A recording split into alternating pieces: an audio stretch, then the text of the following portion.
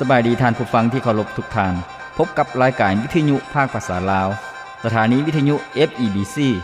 รายการ30นาทีต่อไปนี้หวังว่าจะเป็นประโยชน์ต่อท่านผู้ฟังในการดำเนินชีวิตเมื่อท่านผู้ฟังได้ติดตามรายการนี้ท่านก็จะมีความหวังมีความสุขในการดำเนินชีวิตเชิญท่านผู้ฟังติดตามได้ดังต่อไปนี้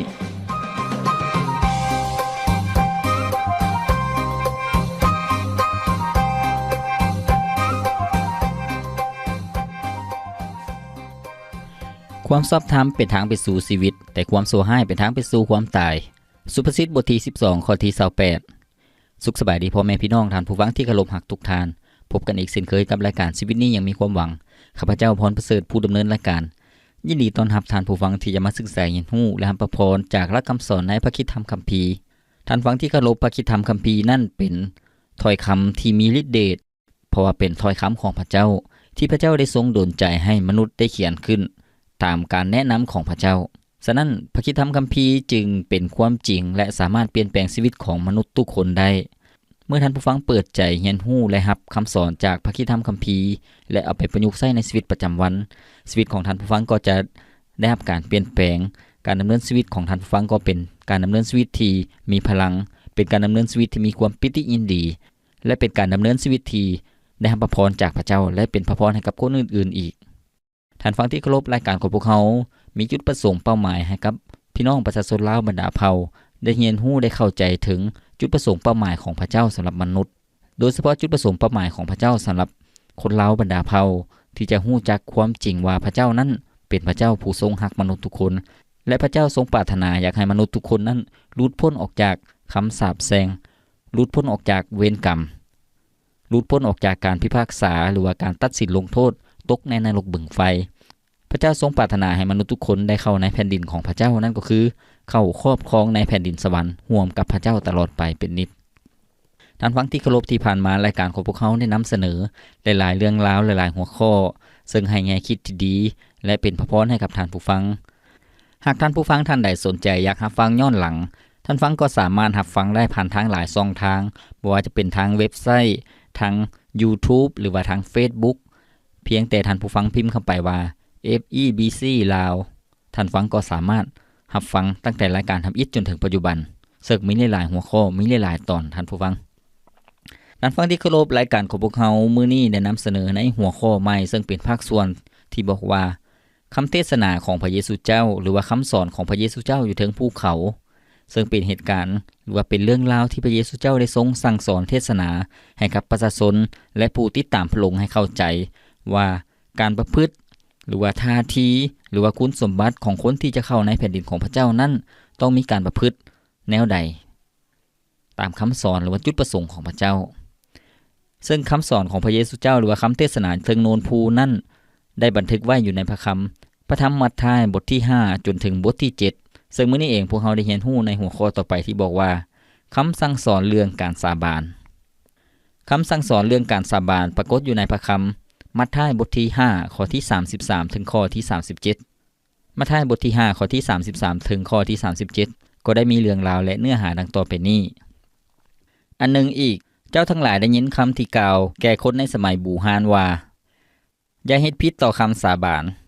แต่จงปฏิบัติตามที่ตนได้สาบานไว้กับองค์พระผู้เป็นเจ้าแต่บัดนี้เฮาบอกเจ้าทั้งหลายว่าอย่าสาบานเลยอย่าสาบานโดยอ้างถึงสวรรค์เพราะสวรรค์แม่นบัลลังก์ของพระเจ้าหรืออ้างถึงแผ่นดินโลกเพราะแผ่นดินโลกแม่นบอนห้องตีนของพระองค์หรือโดยอ้างถึงนครเยรูซาเล็มเพราะนครเยรูซาเล็มแม่นนครของกษัตริย์ผู้ยิ่งใหญ่อย่าสาบานโดยอ้างใส่แม่นแต่หัวของเจ้าเองเพราะเจ้าเองจะเฮ็ดให้ผมขาวหรือดำแม่นแต่เส้นเดียวก็บ่ได้แต่จงให้ถ้อยคำของเจ้าเป็นดังนี้แม่นก็ว่าแม่นหรือบ่แม่นก็ว่าบ่แม่นส่วนคำเว้าที่เกินกว่านี้แม่นมาจากมารชั่วร้ายท่านฟังที่เคารพนี่ก็คือคำสั่งสอนของพระเยซูเจ้าเรื่องการสาบานก่อนที่พระเยซูเจ้าจะทรงกล่าวสั่งสอนเรื่องนี้พวกเขาเห็นว่าอันหนึ่งอีกเจ้าทั้งหลายเคยได้ยินคำที่กล่าวแก่คนในสมัยบูฮานว่าความหมายก็คือว่าพระเยซูเจ้าได้ทรงยกเอาคำสอนของศาสนายิวหรือว่าของคนยิวที่สืบทอดกันมาตั้งแต่บรรพบุรุษจนถึงสมัยของพระเยซูเจ้ามีหลายๆหัวข้อ แล้วก็ก่อนจะถึงหัวข้อเรื่องการสาบานพระเยซูเจ้าก็บอกว่าอันนึงอีกแสดงว่ายังมีหลายหัวข้อและหนึ่งในหัวข้อนั้นก็มีเรื่องการสาบานเจ้าทั้งหลายเคยได้ยินคำที่กล่าวแก่คนในสมัยโบราณว่าอย่าเฮ็ดผิดต่อคำสาบานแต่จงปฏิบัติตามที่ตนได้สาบานไว้กับองค์พระผู้เป็นเจ้าคำสอนนี้เป็นเรื่องที่เข้าใจผิดหลายสำหรับคนยิวท่านผู้ฟังย้อนหยังย้อนว่าคนยิวนั่นถือว่าการสาบานนั่นเป็นเรื่องที่ตนเองสามารถเฮ็ดได้ตนเองสามารถที่จะกล่าวได้ซึ่งในสมัยโบราณหรือว่าปู่ย่าตายายของคนยิวได้มีการสาบานจำนวนหลงหลายโดยอ้างถึงขอให้ฟ้าสวรรค์เป็นพยานหรือว่าให้แผ่นดินโลกเป็นพยานหรือว่าให้นครเยรูซาเล็มเป็นพยานเกี่ยวกับคำสาบานสิ่งนี้พระเยซูเจ้ากำลังจะปรับความคิดจิตใจหรือว่าท่าทีหรือว่าความเข้าใจผิดของคนยิวย้อนอย่างท่านผู้ฟังคำสั่งสอนของคนยิวนั่นสืบทอดมาตั้งแต่ปู่ย่าตายายเป็นการบอกเล่าปากต่อปากให้คนปฏิบัติเป็นธรรมเนียมซึ่งในจุดประสงค์เป้าหมายของพระเจ้านั่นท่านผู้ฟังพระเจ้าได้ทรงให้บัญญัติ10ประการแก่คนยิวซึ่งมีข้อหนึ่งที่บอกว่าอยู่ในพระธรรมอพยพบทที่20ข้อที่7ได้กล่าวไว้ว่าอย่าใส่ชื่อของเฮาในทางชั่วร้ายเพราะเฮาแม่นองค์พระผู้เป็นเจ้าพระเจ้าของเจ้าเฮาจะเอาโทษกับทุกๆคนที่เฮ็ดเช่นนั้นนี่ก็คือคำห้ามของพระเจ้าว่า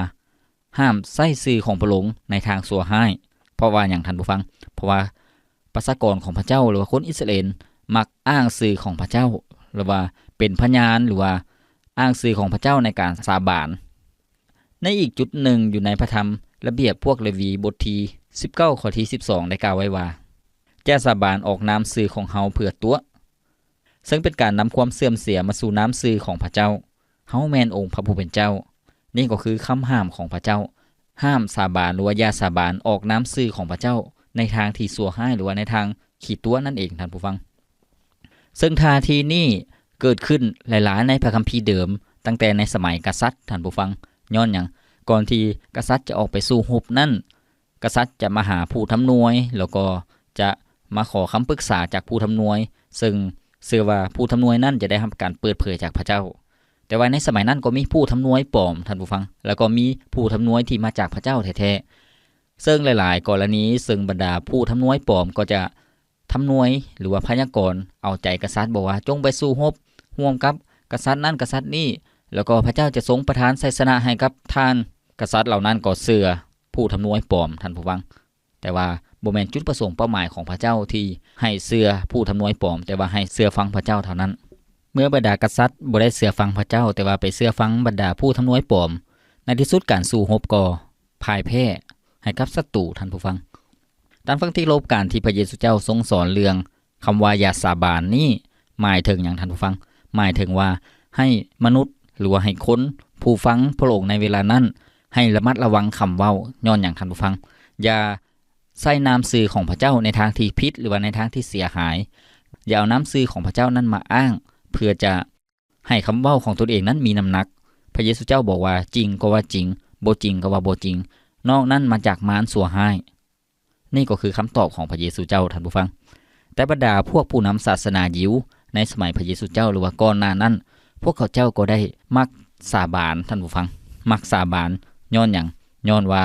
อยากให้คนอื่นย่องยอสมเสยหรือว่าอยากให้คนอื่นฮู้ว่าคำเว้าของตัวเองนั้นหนักแน่นตัวอย่างพวกเขาว่าในพระนามพระเจ้าถ้า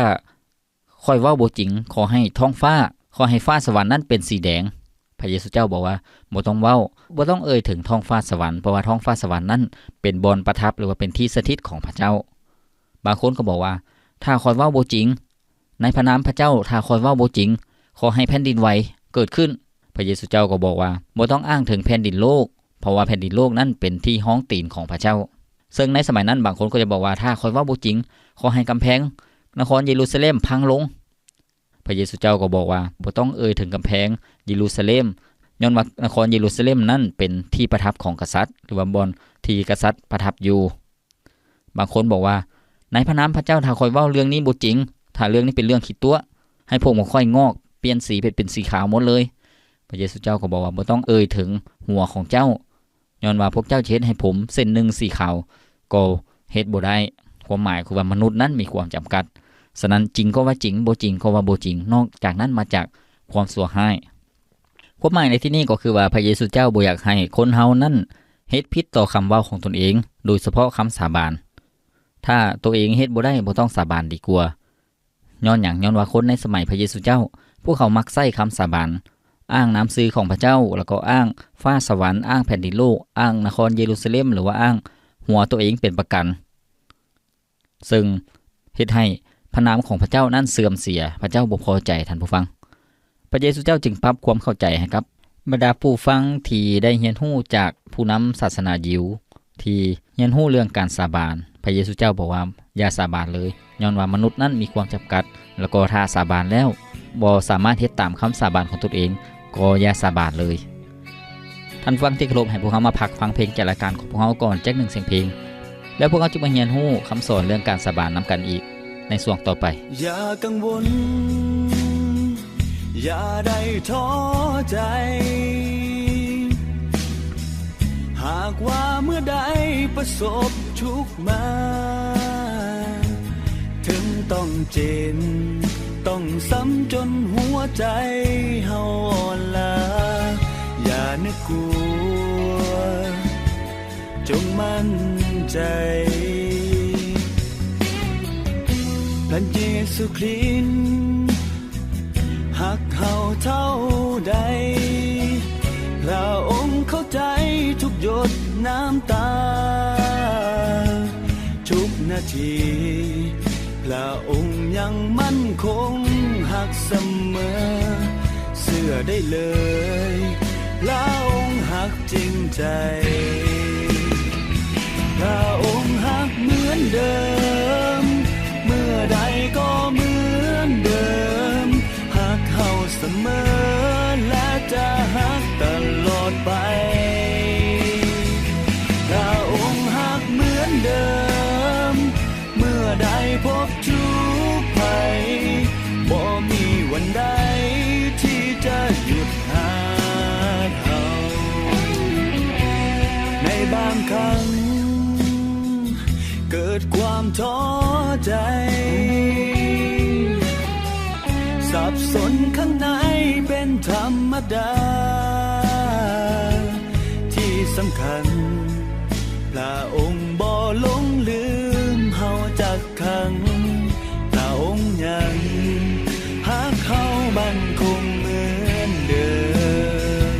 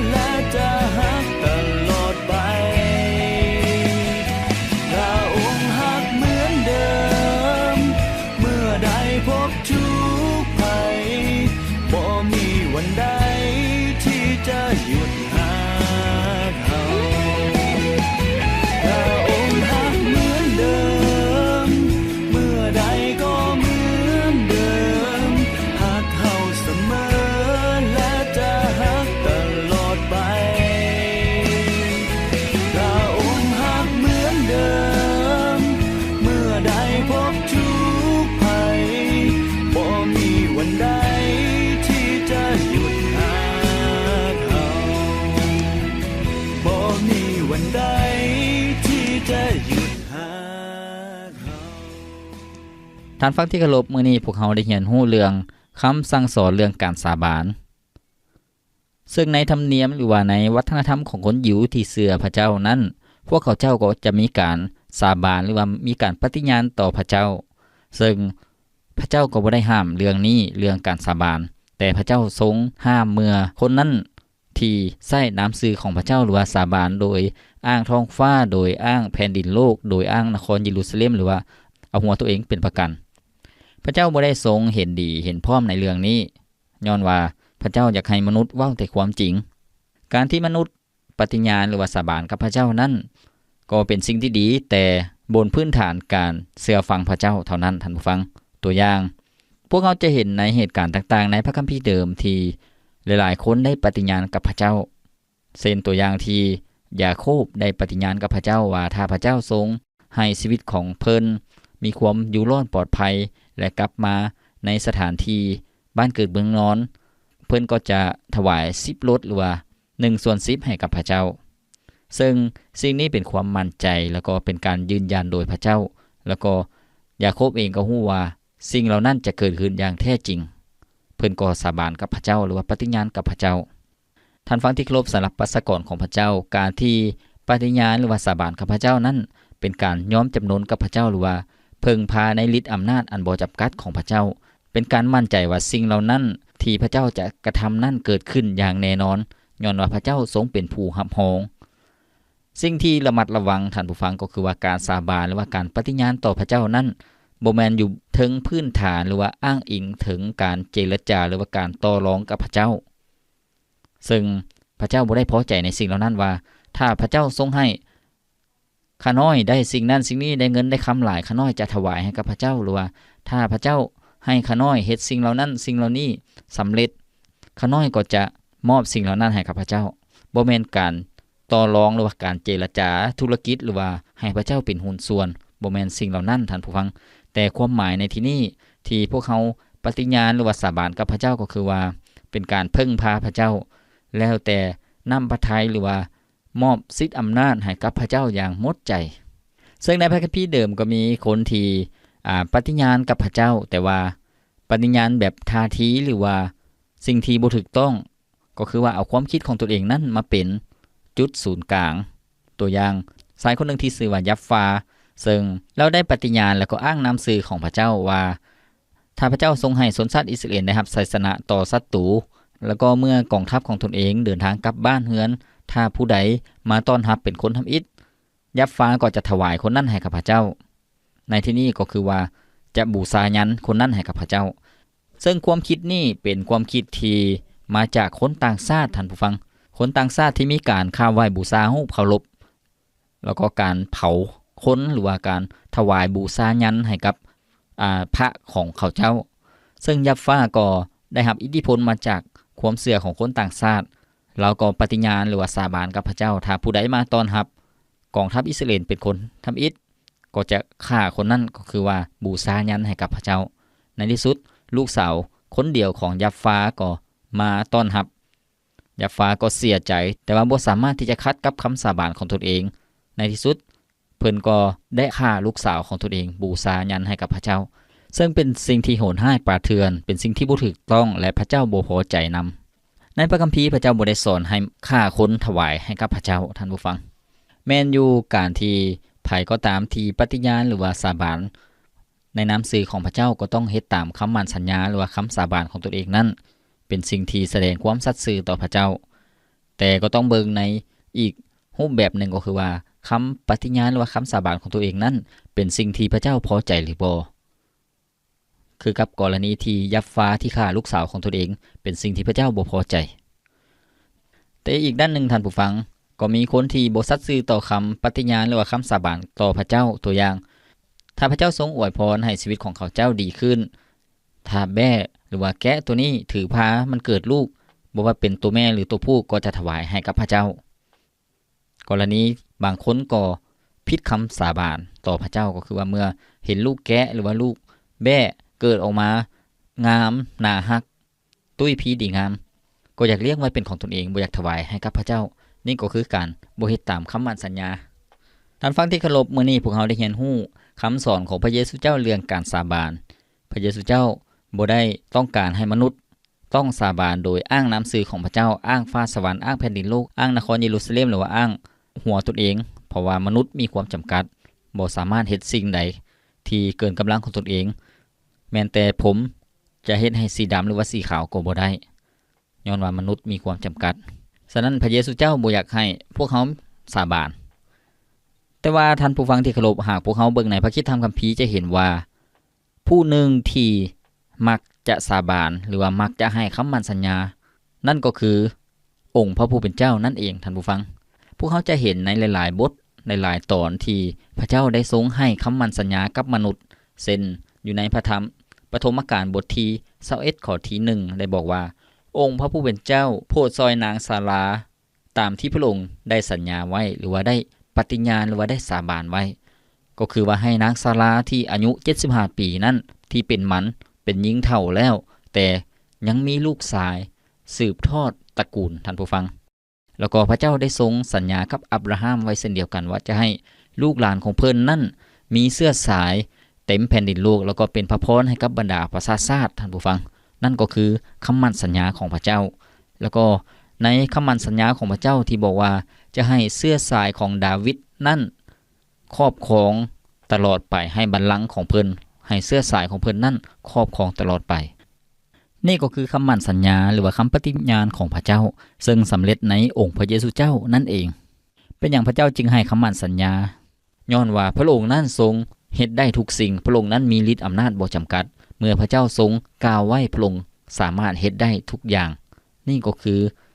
ความยิ่งใหญ่ของพระเจ้าพระเจ้าเป็นพระเจ้าที่มีฤทธิ์อำนาจที่ยิ่งใหญ่เมื่อพระเจ้าทรงสาบานเมื่อพระเจ้าทรงปฏิญาณหรือว่าให้คำมั่นสัญญาแล้วบ่มีสิ่งใดมาขัดขวางได้ถึงแม้ว่ามนุษย์จะมีความพยายามในการขัดขวางคำมั่นสัญญาของพระเจ้าแผนการของพระองค์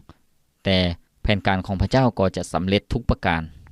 ท่านฟังที่เคารพมื้อนี้พวกเราได้เรียนรู้คำสอนของพระเยซูเจ้าเรื่องการสาบานซึ่งคำสอนของพระเยซูเจ้านั่น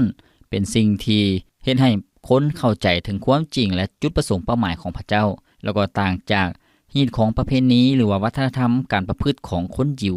หรือว่าผู้นำศาสนายิวที่สั่งสอนพวกเขาเจ้ามักกล่าวคำสาบานโดยใช้นามสื่อของพระเจ้าโดยใช้ท้องฟ้าใช้แผ่นดินใช้นครเยรูซาเล็มซึ่งพระเยซูเจ้าบอกว่าบ่เหมาะสมการที่พวกเขาสัญญาพวกเขาก็ต้องเฮ็ดตามคำมั่นสัญญาแล้วก็อย่าสาบานเลยพระเยซูเจ้าทรงบอกว่าจงให้ถ้อยคำของเจ้าเป็นดังนี้แมนก็ว่าแมนบ่แมนก็ว่าบ่แมนส่วนคำเว้าที่เกินกว่านั้นแม่นมาจากมารสัวร้ายแสดงว่าการที่สาบานคำเว้าที่บ่ถูกต้องก็มาจากสิ่งที่บ่ดีหรือว่าพวกเขาปิดบังความผิดบาปนั่นเองท่านผู้ฟังอีกอย่างหนึ่งที่พวกเขาได้เรียนรู้ก็คือว่าเมื่อพวกเขาสัญญากับไผคนหนึ่งท่านผู้ฟังพวกเขาควรจะปฏิบัติหรือว่าเฮ็ดตามคำมั่นสัญญาบ่ดังนั้นพวกเขาก็จะเป็นคนที่บ่ซื่อตรงเป็นคนที่บ่สัตย์ซื่อท่านผู้ฟังพระเจ้าก็บ่ได้รับเกียรติชีวิตของพวกเขาก็บ่น่าเชื่อถือขอพระเจ้าซอยพวกเขาที่จะมีความสัตย์ซื่อต่อกันปฏิบัติตามคำเว้าหรือว่าคำมั่นสัญญาของพวกเขากับคนอื่นๆที่พวกเขาได้สัญญากับเขาเจ้านั้นท่านผู้ฟังการที่พวกเขาให้คำมั่นสัญญาบ่ว่าจะเป็นคู่สมรสผัวเมียท่านผู้ฟังพวกเขาได้ให้คำมั่นสัญญาว่าจะเป็นคนที่สัตย์ซื่อต่อความรักเป็นผัวเดียวเมียเดียวรักษาตนเองจะบ่นอกอกนอกใจผัวหรือเมียพวกเขาก็ต้องสัตย์ซื่อเช่นเดียวกันเมื่อพวกเขาสัญญาว่าเมื่อพวกเขามีลูกมีเต้าพวกเขาจะซอยกันอบรมสั่งสอนซอยกันเลี้ยงลูกเลี้ยงเต้านำกันโดยความรักโดยความทนุถนอมเอาใจใส่พวกเขาก็ต้องปฏิบัติตามคำมั่นสัญญาที่พวกเขาได้กล่าวไปแล้วนั้นซึ่งบ่ได้ปะให้เป็นภาระหรือว่าความรับผิดชอบของคนใดคนหนึ่งของเมียคนเดียวหรือว่าของผัวคนเดียวท่านผู้ฟังพวกเขาก็ต้องรักษาคำมั่นสัญญาเพราะว่าพวกเขาจะเฮ็ดธุรกิจการงานกับคู่สัญญาของพวกเขาว่าพวกเขาจะสัตย์ซื่อต่อเขาเจ้าบ่หักหลังกันพวกเขาก็ควรจะปฏิบัติตามคำมั่นสัญญาอย่างสัตย์ซื่อนี่ก็คือการแสดงชีวิตในการสัตย์ซื่อต่อคำมั่นสัญญาท่านผู้ฟังเช่นพวกเขาสัญญาว่าจะเป็นเพื่อนที่ดีกับคนนี้จะบ่ใส่ร้ายป้ายสีจะสัตย์ซื่อกับเขาเจ้าพวกเขาก็ควรจะรักษาคำมั่นสัญญารักษาความลับของเขาเจ้าพวกเขาบ่ต้องไปเว้าลับหลังหรือว่านินทาหมู่เพื่อนคนนั้นท่านผู้ฟังท่านฟังที่เคารพรายการของพวกเขาดำเนินมาฮอดนี้ก็สิ้นสุดเพียงเท่านี้ข้าพเจ้าพรประเสริฐผู้ดำเนินรายการขอกล่าวคำว่าสบายดีขอพระเจ้าอวยพรท่านผู้ฟังทุกท่าน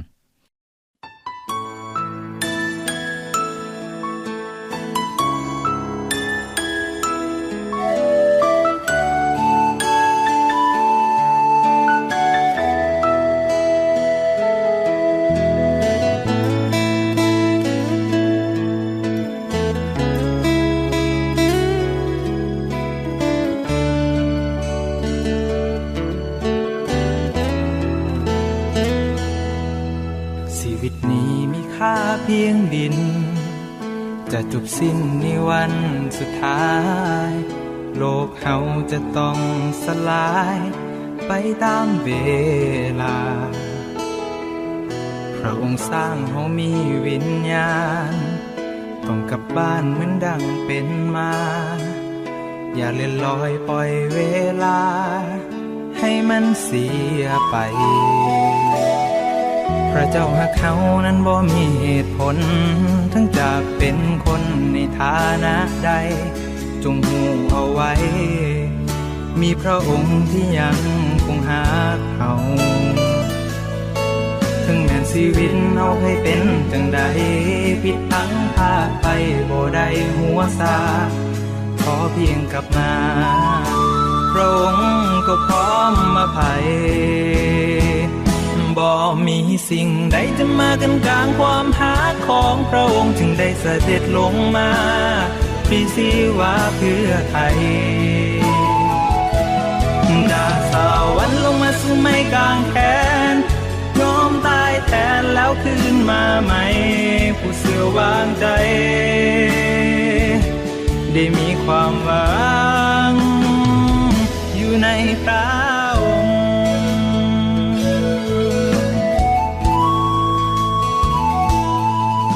ในวันนี้ได้ยินข่าวแล้วอย่าเป็นแนวเสินทานอย่าสาเรายังคงหาพร้อมให้อภัยพระเจ้าหักเฮายิ่งกว่าภัยอยากให้เฮาได้ชีวิตใหม่เพียงเฮาเปิดใจให้พระองค์ครองพระเจ้าหักเขานั้นบ่มีเหตุผลทั้งจากเป็นคนในฐานะใดจงหูเอาไว้มีพระองค์ที่ยังคงหาเขาถึงแม้ชีวิตโนกให้เป็นจังใดผิดพลั้งพลาดไปบ่ได้หัวซาขอเพียงกลับมาพระองค์ก็พร้อมอภัยบ่มีสิ่งใดจะมากันกลางความหาของพระองค์จึงได้เสด็จลงมาพรีชีวาเพื่อไทยจากสวรรค์ลงมาสู่ไม้กางแขนยอมตายแทนแล้วคืนมาใหม่ผู้เสื่อวางใจได้มีความหวังอยู่ในพระองค์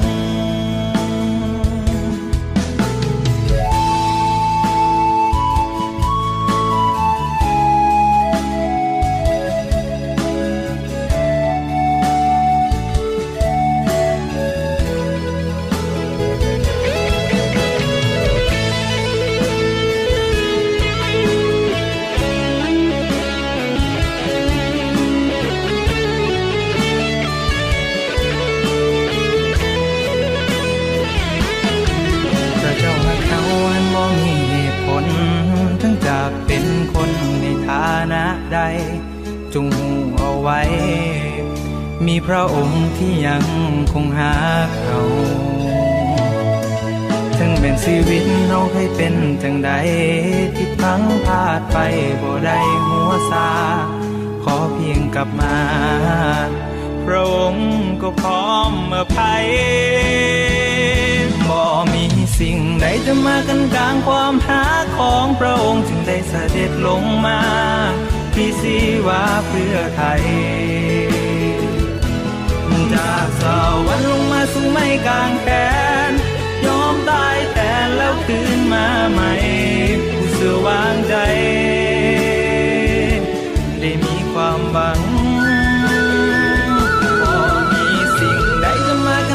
ความหาของพระองค์จึงได้เสด็จลงมาพรีชีวาเพื่อไทย